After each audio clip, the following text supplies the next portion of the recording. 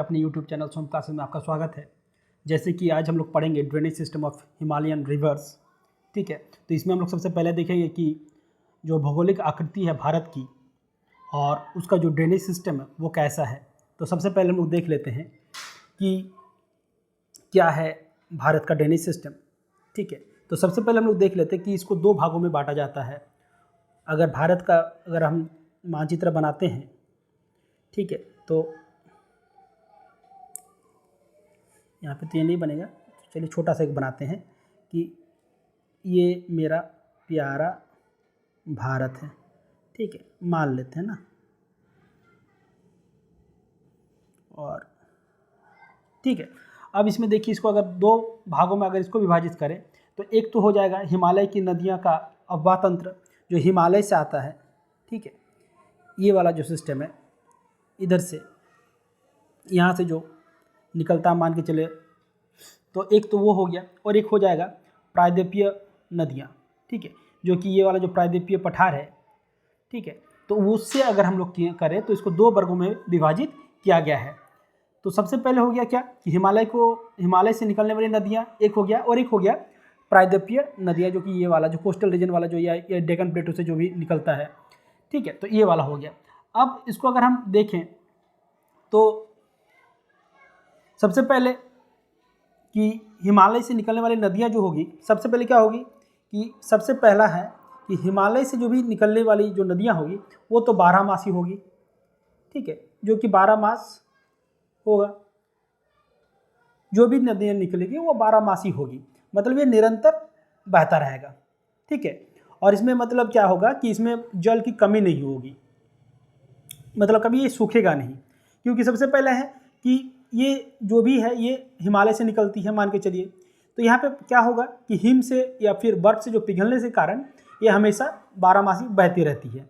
ठीक है, अब देखिए हिमालय से निकलने वाली जो नदियाँ होता है ना, इसको 3 भाग में या 3 तंत्र में हम लोग डिवाइड करते हैं। सबसे पहले हो गया सिंधु नदी तंत्र, दूसरा हो गया गंगा नदी का अफवाह क्षेत्र या अफवाह तंत्र, और एक हो जाएगा ब्रह्मपुत्र का नदी।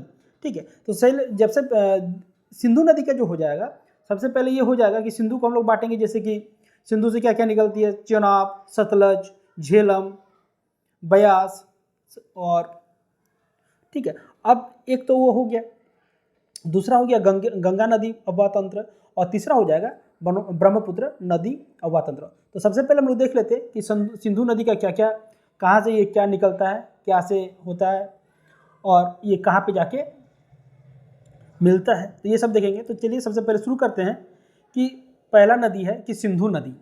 ठीक है, तो सबसे पहले देख लेते हैं कि सिंधु नदी कहाँ से निकलती है। तो जो बोकार्चू है, ठीक है, जैसे ये जो मेरा तिब्बत में, ठीक है, तिब्बत जिसको हम लोग बोलते हैं, यहाँ से ये निकलती है, और इसका नाम क्या है उद्गम स्थल में, जैसे तिब्बत से मानसरोवर झील के पास क्या है, सेंगखबब।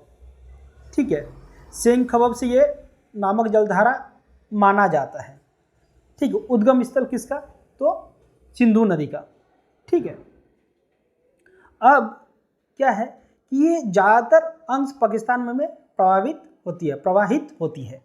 ठीक है, और ये पाकिस्तान का सबसे लंबा नदी है, और ये राष्ट्रीय नदी है। जैसे हमारे भारत का राष्ट्रीय नदी की अगर बात करें तो गंगा है, उसी तरह ये पाकिस्तान का सबसे लंबी बहने वाली नदी है।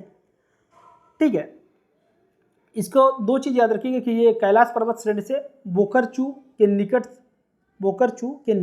ठीक है, बोकरचू के निकट, या फिर याद रखिएगा कि तिब्बत के मानसरोवर झील के पास सेंगखबब नामक जलधारा माना जाता है। ठीक है, और इस नदी का ज़्यादातर अंश पाकिस्तान में है। देखिए यहाँ से जो निकलती है ये होते हुए यहाँ पे आई, और ऐसे करके ये वाला जो टोटल एरिया हो गया ये इंडस नदी कहा जाता है। और इसकी जो सब रिवर है, ठीक है, या सहायक नदियाँ अगर हम कहेंगे तो कौन कौन है, झेलम है, चेनाब है, रावी है, ब्यास है, एवं सतलज है। ठीक है, कभी कभार क्वेश्चन पूछ देता है कि इसको ऊपर से नीचे की ओर इसको व्यवस्थित करें। ठीक है, तो सबसे पहले क्या आएगा, झेलम आएगा, उसके बाद चेनाब, फिर ब्यास, फिर रवि, फिर सतलज। ठीक है, याद रखिएगा JCBRS, झेलम, चेनाब, ब्यास, रवि और सतलज। ठीक है, ये उनका मतलब इंडस का जो है सहायक नदी होगा। इसका मुहाना कहाँ पे है, तो ये जो जाके गिरती है यहाँ पे अरब सागर में जाके ये गिर जाती है। ठीक है, अब नेक्स्ट हम लोग देखते हैं कौन सा नदी है, तो सतलज रिवर है। ठीक है, बहुत ही इंपॉर्टेंट रिवर है ये सतलज, जो कि राकस ताल से मानसरोवर झील के समीप, ये भी तिब्बत वहीं से निकलता है। ठीक है, लेकिन क्या है कि ये मानसरोवर झील के समीप राकस ताल से ये उसका उद्गम स्थल है। ठीक है, और अगर इसका अगर पौराणिक नाम का अगर कहा जाए तो ये इसको शतद्रु के नाम से भी हम लोग जानते हैं। ठीक है, शतद्रु। अब देखिए ये क्या है कि शिवालिक पर्वत श्रृंखला को काटते हुए पंजाब में प्रवेश करती है। कहाँ पे ये प्रवेश करती है, क्वेश्चन पूछ सकता है। तो ये हो सकता है कि शिवालिक पर्वत श्रृंखला को काटते हुए ये पंजाब में प्रवेश करती है। इसके ऊपर जो बने बांध हैं ये कौन कौन है, तो भाखड़ा नागल, करछम वांगटू जल विद्युत संयंत्र हो गया, और नाथप्पा झाकड़ी। क्या क्या हो गया, याद रखिएगा, भाखड़ा, करछम और नाथप्पा झाकड़ी। ठीक है, और ये अगर कौन सी पर्वत श्रृंखला को काटती है, तो ये शिवालिक पर्वत श्रृंखला को काटते हुए पंजाब में प्रवेश करती है। इसका जो मुहाना है ये देखिए क्या करता है कि चिनाब नदी के पास, ठीक है, सतलज नदी जो है चिनाब नदी के पास पंजनद में जाके मिल जाती है। ठीक है, कहाँ पे ये इसका मुहाना है, ये देखिए यहाँ से आया कौन, सतलज आया, और यहाँ पे जाके ये पंचनाद का फॉर्मेशन करता है, और ये यहाँ से मिल के फिर ये इंडस में मिल के ये फिर अरब सागर में जाके गिर जाती है। ठीक है, अब देखिए क्या होता है कि भाखड़ा नागल परियोजना हरिके बराज और इंदिरा गांधी नहर से संबंधित होने के कारण ये भारत का महत्वपूर्ण नदियों में से एक है। कौन कौन है इसमें, भाखड़ा नागल, हरिके बराज और इंदिरा गांधी नहर से संबंधित होने के कारण ये जो है बहुत ही इंपॉर्टेंट रिवर है, किसके लिए, इंडिया के लिए। ठीक है, तो सतलज अगर नदी का याद करना है आपको तो याद कीजिए कैसे कि तिब्बत के मानसरोवर झील के समीप राकस ताल से ये निकलता है, इसको शतद्रु भी कहते हैं, और शिवालिक पर्वत श्रृंखला को काटते हुए पंजाब में प्रवेश करती है। यहाँ पे ये वाला पार्ट हो गया। ठीक है, पंजाब में प्रवेश करती है, और भाखड़ा नागल, करछम वांगटू और नाथप्पा झाकड़ी सतलज के क्या हैं, तो ये जल विद्युत संयंत्र हैं। उसके बाद इसका जो सतलज जो आके मीट करती है कहाँ पे, ये देखिए सतलज पंचनद बनाती है, और ये चिनाब में मिलते हुए सीधा इंडस में मिलते हुए अरेबियन सी में गिर जाती है। ठीक है, अब नेक्स्ट है कि रावी नदी। तो रावी नदी का उद्गम स्थल है हिमाचल प्रदेश में कांगड़ा जिले में रोहतांग दर्रे के समीप। उद्गम स्थल जो है रावी का, देखिए ये भी कहाँ से निकलती है, हिमाचल प्रदेश के रोहतांग दर्रे के समीप। ठीक है, तो कांगड़ा जिले में कौन है, रोहतांग दर्रा है। ये भी एक क्वेश्चन आ जाएगा कि रोहतांग दर्रा कहाँ पे है, तो रोहतांग दर्रा हिमाचल प्रदेश में है, और यहाँ से क्या निकलती है, रावी। ठीक है, और इसको ये चंबा घाटी में प्रवाहित होती है, और ये चंबा घाटी होते हुए प्रवाहित होते हुए निकल जाती है। रावी नदी को पुरुषनी या इरावती के रूप में भी जाना जाता है। अगर हम इसके पौराणिक नाम से देखें तो क्या है इसका पौराणिक नाम, पुरुषनी या इरावती के रूप में जाता है। अब देखिए इसका भी वही है कि ये भी रावी नदी जो है सीधा आपको चेनाब में आते हुए पंचनाद में मिलती है, और फिर इंडस होते हुए ये अरबियन सागर में गिर जाती है, या फिर अपने आप को प्रवाहित कर लेती है। ठीक है, अब जितने भी आपके हड़प्पा के जो हैं आपके सिंधु घाटी, तो हड़प्पा सिविलाइजेशन का माना जाता है कि रावी नदी के तट के ऊपर ही या रावी नदी के तट में ही पूरे उस सिंधु घाटी का जो था इलाका था वो माना जाता है। ठीक है, अब नेक्स्ट देखते हैं कि ब्यास नदी।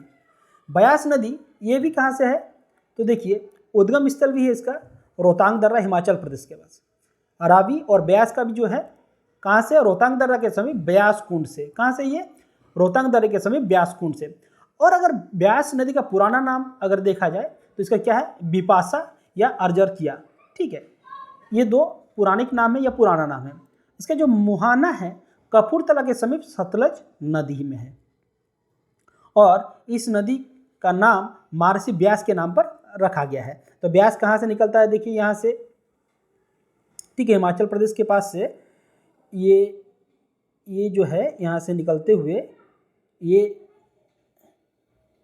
रावी में मीट किया, ठीक है, और उसके बाद फिर चेनाब होते हुए पंचनाद बनाते हुए ये इधर से निकल गया, ठीक है।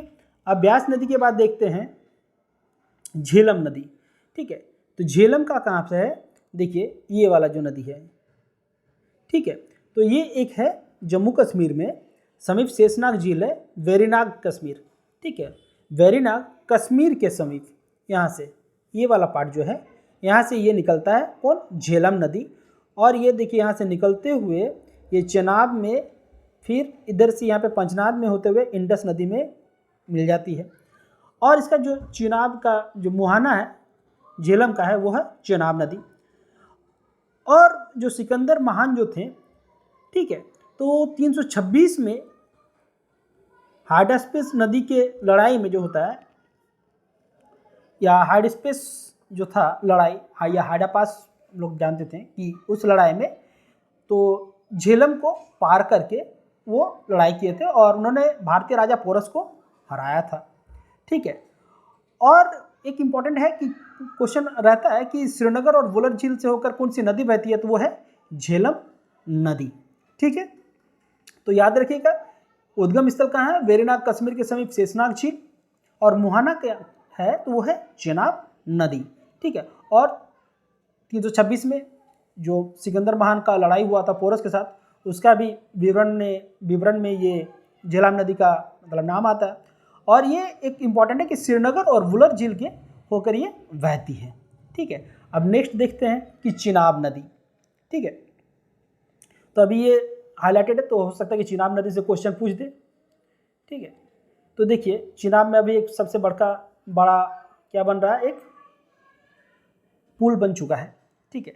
तो चिनाब जो है, देखिए चिनाब जो है कि ये दो हेडवाटर्स चंद्रा और भागा के मिलने से बनता है, ठीक है। तो ये दो हेडवाटर्स है चंद्रा और भागा के मिलने से बनता है, और ये भारत के हिमाचल प्रदेश के लाहौल और स्पीति जिले में ऊपरी हिमालय में उगता है, ठीक है, यहीं से, ठीक है। ये हो गया आपका चिनाब नदी, ठीक है, यहाँ से ये निकलता है। और इसका जो मुहाना है सतलज के साथ संगम में पंचनद बनाती है। और देखिए यहाँ पे ये पंचनद बनाती है कौन, सतलज, इंडस के साथ, और इंडस के साथ बनाने के बाद वो अरबियन सी में गिर जाता है। अब इसमें दो चीज़ें कि बगलिहार जल विद्युत परियोजना कौन है, बगलिहार जल विद्युत परियोजना है, सलाल बांध है, दुलहस्ती है, ये सब जल विद्युत संयंत्र उसी में है, किसमें है, तो चिनाब नदी में है। और एक सबसे ऊंचा रेलवे ब्रिज मतलब आर्क ब्रिज बना है जो कि कितना मीटर है, 359 मीटर इसका ऊंचाई है, ठीक है। तो ये जो हो गया मेरा, ये हो गया